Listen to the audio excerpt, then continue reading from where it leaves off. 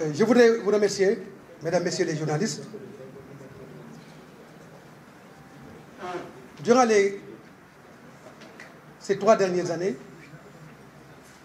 j'ai eu à sillonner pratiquement les 45 départements du Sénégal. Souvent,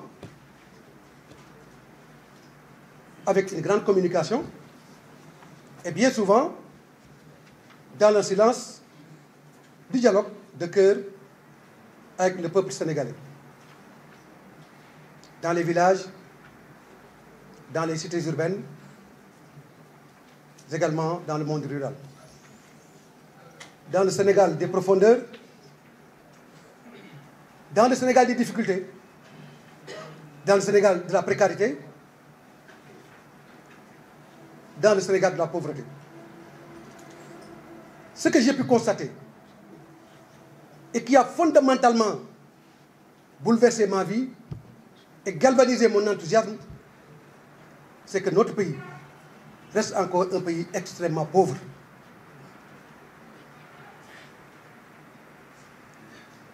Nous partageons avec la quasi-totalité de nos concitoyens une extrême pauvreté, une précarité absolue qu'il est impossible de voir à partir de Dakar seulement.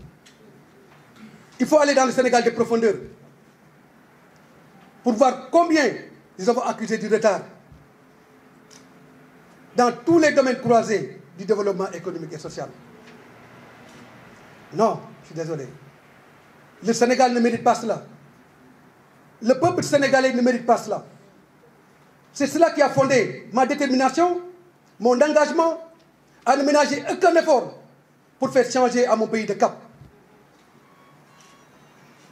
La richesse apparente des dirigeants face à la pauvreté des populations m'indigne. C'est la raison pour laquelle nous allons ménager aucun effort pour que le Sénégal redevienne cette terre de liberté et de démocratie à laquelle nous aspirons, afin que les fruits du travail de la collectivité soient redistribués de manière juste et équitable au profit de l'ensemble des filles et des fils du Sénégal. Mon engagement politique est avant tout un engagement citoyen. L'engagement d'une croyance très forte aux valeurs cardinales qui constituent la sève de notre population. Parmi ces valeurs, j'ai cité tout à l'heure celle du Kersa, du Djom et du Foula et du Faïda. Ce que j'ai pu constater en sillonnant le Sénégal, c'est cette déchéance d'une économie que le plan Sénégal émergent a fini de balafrer. D'ailleurs, ma spécialité de docteur en sciences économiques et de spécialiste de politique de développement m'a tellement indigné que j'ai fait une petite digression sur l'une des plus grandes supercheries de l'histoire économique du monde. L'une des plus grandes supercheries. Puisque vous savez qu'aujourd'hui, le président Macky Sall a décidé de confier au PNUD la mise en place d'infrastructures de base dans nos terroirs. Allez demander au président Macky Sall et à son gouvernement quel pourcentage paie-t-il à cette institution des Nations Unies pour la réalisation de ce programme.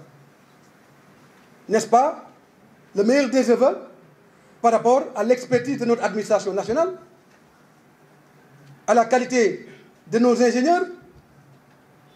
Mais non, le président Macky Sall ne croit pas à l'ingénierie du Sénégal. Il ne croit pas à l'ingénierie entrepreneuriale de notre pays. C'est pourquoi il ne croit pas au secteur privé national. C'est pourquoi il préfère, pour développer le Sénégal, mettre en exergue le secteur privé étranger. Mais j'ai dit non au président Macky Sall. Les Sénégalais sont capables de prendre en charge le développement économique et social de leur pays. Les Sénégalais ont du talent, ont les capacités, l'expertise exemplaire pour faire en sorte que ce pays puisse engager les voies de développement économique et social. C'est le constat que j'ai fait en faisant le tour du pays. en ce qui concerne la caisse noire ou la caisse blanche et toutes les formes de caisse qui spolient de ses droits les plus élémentaires pour le bien-être social des populations, mon gouvernement prendra en charge le développement économique et social de notre pays, pour le bien-être social des populations et pour la défense des intérêts supérieurs de la nation. Avec ce triptyque de responsabilité, il nous est impossible de prendre un centime de franc du peuple sénégalais et de le consommer sans en avoir donné la justification qui va directement pour la défense et la sauvegarde des intérêts de ce pays. C'est pourquoi je réaffirme ici et maintenant que je ne fais pas de promesses. Puisque la promesse ne fait pas partie de mon langage. Moi, je suis un Sénégalais, fils de pauvre et fier de l'être, grandi sous les harnais de la difficulté et de la précarité. J'assumerai la charge de président de la République pour remettre le Sénégal en orbite et redonner au peuple sénégalais ce qu'il lui doit. C'est pourquoi je ne peux pas faire de promesses, encore moins de promesses vaines au peuple sénégalais. Il n'y aura plus de caisse noire. Il n'y aura plus de fonds secrets. Et chaque franc CFA dépensé par le président de la République, comme ça se fait dans les pays développés, mais doit être justifié.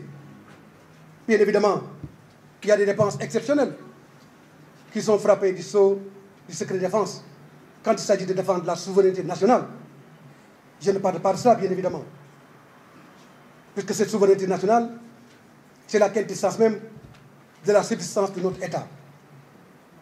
Mais des fonds politiques, des caisses noires destinées à alimenter de la clientèle politique, de la surenchère pour se maintenir au pouvoir, plus jamais ça à partir du 24 février 2019. Vous savez, moi j'ai fait de la politique par conviction, et mes camarades avec moi, et des milliers de Sénégalais qui me connaissent et qui croient en nous, que je remercie au passage, puisque durant mes pérégrinations dans le Sénégal des profondeurs, j'ai pu mesurer combien les Sénégalais portent leur espoir sur moi. J'ai pu mesurer combien les femmes portent leur espoir sur moi. Combien le monde rural porte son espoir sur moi. Je voudrais donc remercier les Sénégalais pour cet immense espoir qui passe à ma personne, à ma modeste personne. Mais je voudrais leur dire, en retour, que je serai leur esclave, leur serviteur, qui ne ménagera aucun effort afin que les fruits de la croissance économique et sociale puissent être justement partagés, équitablement partagés et au grand service des intérêts de ces populations. Vous savez, je n'ai pas l'habitude de parler de manière virtuelle quand il s'agit de mon pays. Les appels au dialogue du président Macky Sall se suivent et se ressemblent. Bien évidemment, c'est d'ailleurs, il n'a pas dit ça que de dire que lui-même, il a dû oublier qu'aujourd'hui c'est la journée du dialogue. Puisque, souvenez-vous dans quelles circonstances, il avait décrété, urbi et orbi, que le 28 mai c'est la journée du dialogue. En son temps, j'étais le coordonnateur de toute l'opposition sénégalaise, en l'occurrence le Front Manko Wattu Sénégal. Et en son temps, le grand parti a fait refuser ce dialogue. Cette main tendue, puisque nous savions que cette main tendue n'était pas sincère, nous savions que cette main tendue était une main tendue politicienne, alors que nous répugnons la politique politicienne. Nous abhorrons la politique politicienne. Nous prenons le Sénégal au sérieux. Ce Sénégal qui vit dans la pauvreté, dans la déchéance. Mais non, nous n'avons pas le droit de nous amuser avec les sentiments et les perspectives de développement de notre pays. C'est la raison pour laquelle, tour à tour, nous avons systématiquement refusé toute perspective de dialogue avec le gouvernement, étant entendu que ces perspectives de dialogue s'inscrivaient dans une dynamique de politique politicienne. Aujourd'hui encore, on parle de dialogue sur le pétrole et le gaz. Mais pour dialoguer sur le pétrole et le gaz, mais il y a un grand préalable. C'est la déclassification du rapport de l'inspection générale d'État sur Petro-Tim. Je pense que si le président de la République veut un dialogue sincère avec les composants de la nation, il doit d'abord déclassifier le rapport de l'IGE sur le pétrole, justement, et le gaz. Cela dit, je n'aime pas répondre à une question qui ne m'est pas posée. Les incantations du président Macky Sall, ces psalmodies, juste pour allumer la galerie, ne nous intéressent pas. Le jour où il nous enverra une lettre pour nous inviter à un dialogue sincère, nous lui répondrons de manière sincère.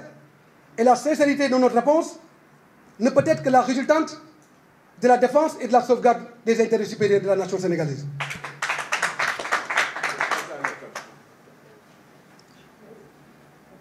Pour les étudiants, dama wax ne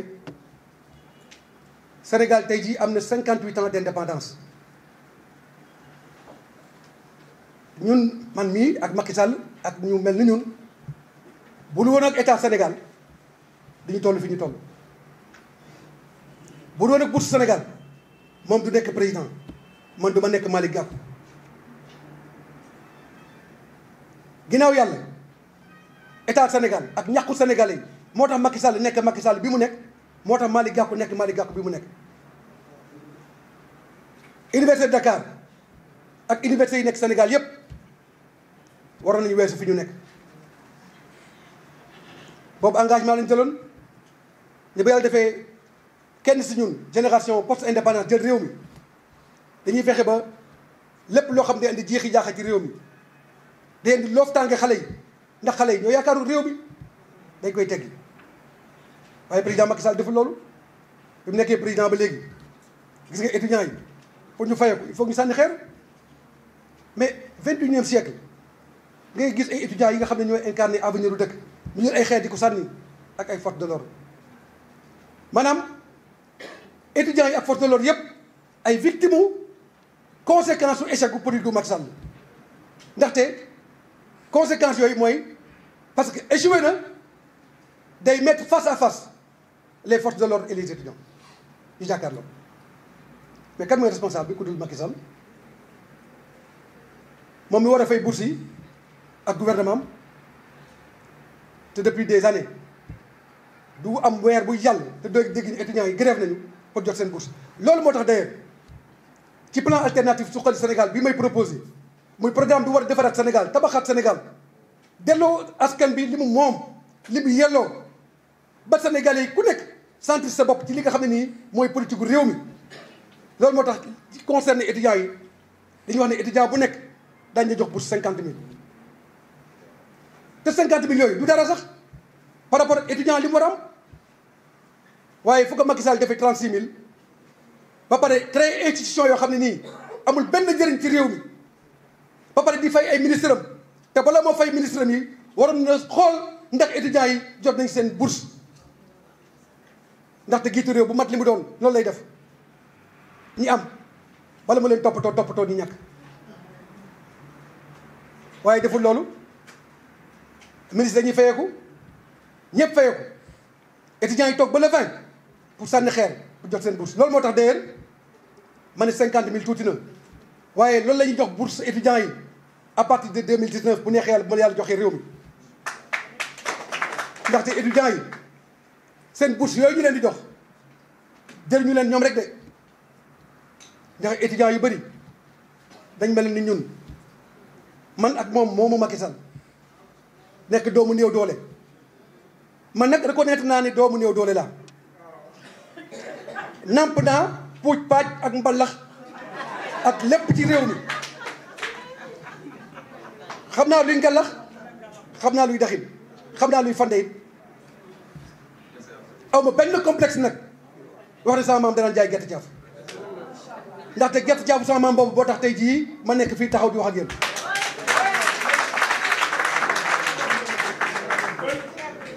kon nag bu la yàlla jaaralee foofu mënoo fëgg sa dënn ne yow patron nga patron amul fii patron amul fi de le patron c'est le Sénégal le patron c'est le Sénégal parce que Sénégal tax ñu toog fii Sénégal tax ñu doon li ñu doon kon nag nañu delloo Sénégal li mu moom te le Sénégal moom mooy nga yërëm Sénégalais yi jàppale leen toppaloo leen defar réew mi te bañ koo yàq te loolu le président Macky Sall ak gouvernement di def. lii nga xam ne mooy gëm-gëmu Macky Sall ses convictions républicaines mais j'ai dit tantôt après plus de 6 ans de gouvernance sinon de magistère si le président Macky Sall se met à nous remémorer ses convictions républicaines alors qu'il n'a fini de mettre la République en jachère,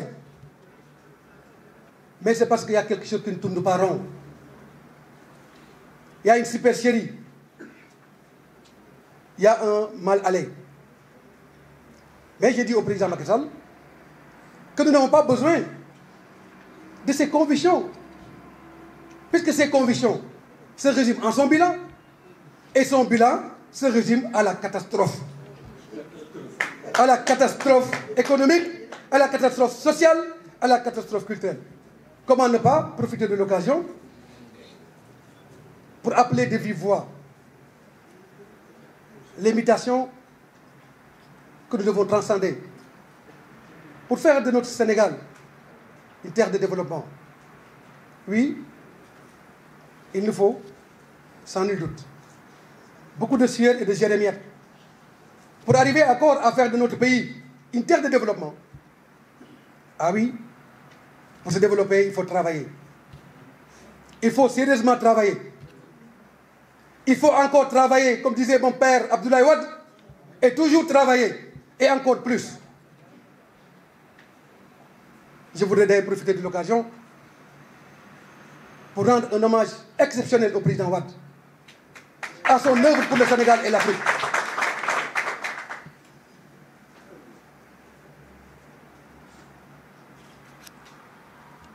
La présidente de la République que j'aspire à diriger n'est pas une sinécure.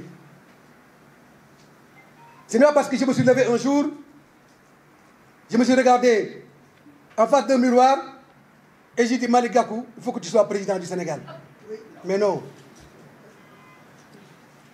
Non. Je respecte trop ce pays. Si j'ai décidé d'aspirer à diriger le Sénégal, c'est parce que je sais, du fond de mon cœur, du fond de moi-même, que j'en ai la compétence, que j'en ai l'expérience, puisque, sans être bavard, sans être spécialiste du maniement de la parole, je peux dire ici et maintenant, il n'y a pas un seul parmi tous ceux qui prétendent diriger ce pays qui a autant d'expérience, de compétences et d'expertise que moi.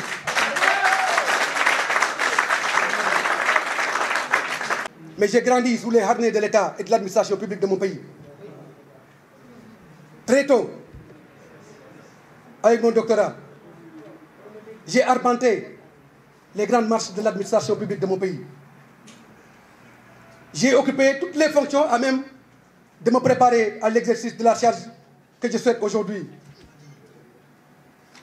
J'ai dirigé un grand cabinet avec cette grande direction au ministère de l'Équipement, des Transports et des Infrastructures, pour diriger l'aéroport et le port de Dakar, entre autres. Mais auparavant, j'ai grandi dans l'administration publique à travers l'expérience et l'expertise d'un grand homme, Famara Ibrahima Sagnan, qui m'a formé et forgé. Je profite de l'occasion, encore une fois, pour lui rendre hommage et le remercier. J'ai aussi dirigé la région la plus importante du Sénégal, le Conseil régional de Dakar. Avant de devenir ministre, pour avoir démissionné pour non-cumul de charges entre la charge de président du Conseil régional et de fonction du ministre de la République. Mais auparavant, qui peut dire aujourd'hui que Malick Gakou bénéficie ou a bénéficié d'un seul mètre carré de terrain de l'État du Sénégal ou d'un centime du budget national? Partout où je suis passé, je défie quiconque de prouver que je n'ai pas laissé les marques d'une compétence et d'une expertise avérée. Mais je me suis fait dans les affaires. C'est un homme d'affaires que j'ai construit tout ce que j'ai. Et aujourd'hui, vous savez, on ne peut pas séparer, sinon disséquer la gestion d'un État du marché. C'est la raison pour laquelle les plus grands dirigeants du monde aujourd'hui sont des hommes d'affaires. Ils ont été moulés dans les affaires.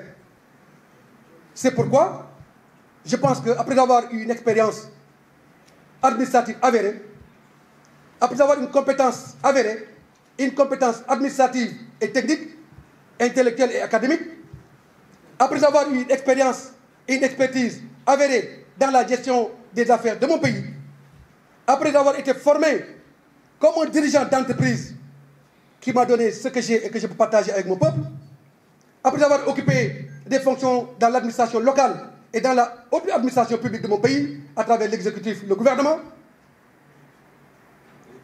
je pense que personne n'est mieux préparé que moi pour occuper la charge de président de la République.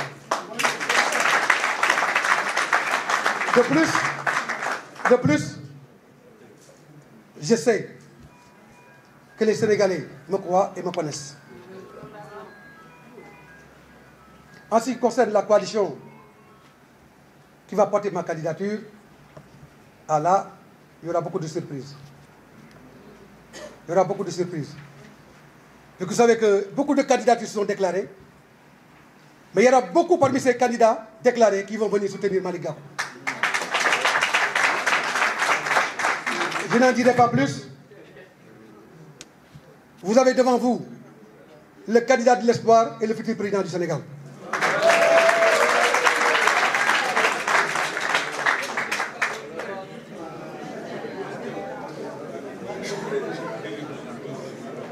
Je serai à la tête d'une grande coalition.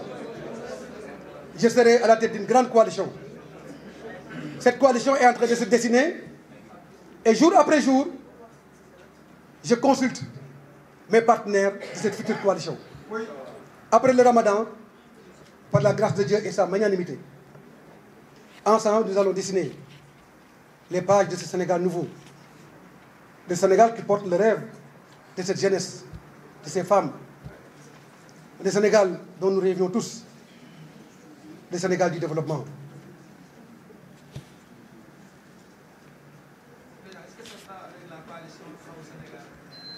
Mais vous savez, j'ai dit qu'il y aura beaucoup de surprises. Ce qui est sûr, nous sommes en train de construire, je dis bien nous, pas moi, la plus grande coalition qui va terrasser Macky Sall. Je vous demande un peu de patience. Et après le Ramadan, dans les semaines à venir, les dirigeants de cette coalition vont se présenter devant la presse. Mais me connaissant, et vous me connaissant, vous savez parfaitement que je ne parle jamais dans le vide. Puisque Kahin Kaha, j'ai été formaté quand même à bonne école. En ce qui concerne la déclaration de mon grand frère Idrissa Seck,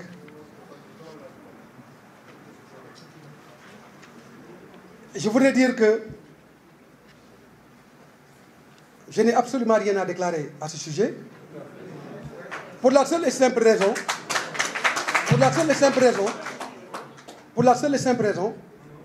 que j'attends de voir le grand frère Idrissa Seck pour savoir le sens et les motivations de ces déclarations. Après quoi, bien évidemment, je pourrais exprimer un point de vue. Mais tant que je n'aurai pas discuté avec le grand frère, vous comprendrez aisément que je ne puisse me prononcer sur cette question. Pour le reste, et pour terminer, maintenant c'est les journalistes qui disent c'est bon. Vous savez, c'est les journalistes qui disent maintenant c'est bon. Maintenant je voudrais juste terminer pour dire que vous savez, un candidat à la présidence de la République, un candidat ne parle jamais des autres candidats. Mais moi je dois dire encore une fois à vous journalistes et à vous mes chers amis, Chers camarades, que mon adversaire, mon alter ego, celui que je vais battre, celui que je vais terrasser en 2019, c'est bien Macky Sall.